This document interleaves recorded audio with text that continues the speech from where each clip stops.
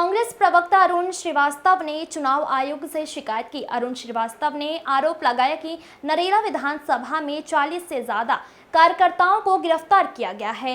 एक विशेष समाज के लोगों को ही पुलिस ने जबरदस्ती बिठाया है और उनको कहा गया था कि आप ना चुनाव में काम करोगे और ना ही कोई वोटिंग करवाओगे। Bureau report.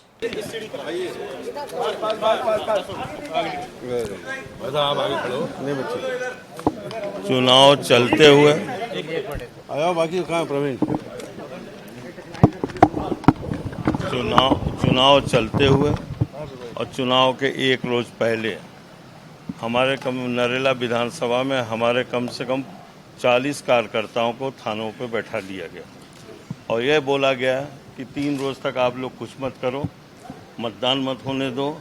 और एक वर्ग के ज़्यादा लोगों को बैठाया गया, एक वर्ग विशेष को बैठा लिया गया और लगातार उनको धमकी दी गई। और धमकी इस बात की दी जा रही थी कि भाई विश्वास भाई का क्षेत्र है, वो मंत्री हैं, अगर यहाँ कुछ गड़बड़ हो जाएगा, कांग्रेस जीत जाएगी तो उनका मंत्री पद चला जाएगा।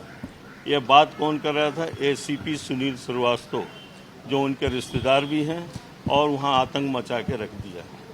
अब नई टैक्टिस जो शुरू हुई है 107-16 में जिन लोगों ने निरीह लोगों ने अपनी जमानतें कराई और जो बेल आउट हुए 107-16 से, और फिर 122 के उन्हीं लोगों को 25 लोगों को नोटिस जारी कर दिए गए।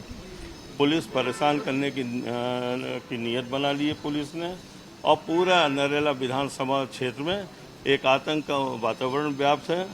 4 तारीख को मतगणना से भी रोका जा रहा है और थानेदारों का किसी का दोष नहीं है, पुलिस का किसी का दोष नहीं है। मात्र एक अधिकारी ऐसा है एसीपी सुनील श्रीवास्तव, जो अपने रिश्तेदारी माननीय विश्वास सारंग जी से निभा रहा है और पूरे क्षेत्र में वातावरण खराब हो गया है।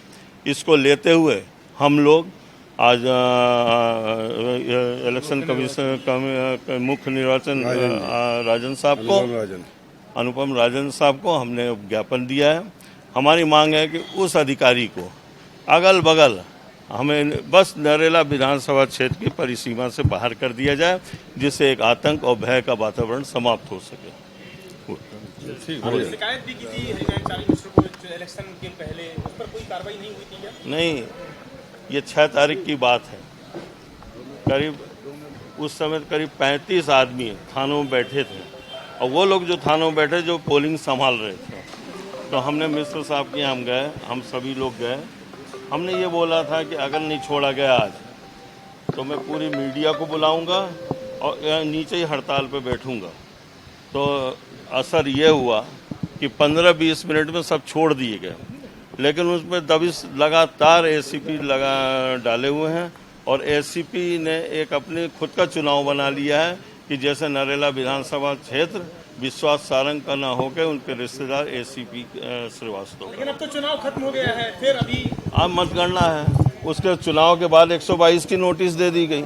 107-16 में जो आदमी बेल वगैरह नहीं भरता, जो उपस्थित नहीं होता, उस पर 122 की नोटिस दी जाती है। ये क्या है कि जिन्होंने बेल आउट हुए हैं, अपने बॉन्ड भरे हैं, फिर उनके खिलाफ 122 की नोटिस का कारण क्या है?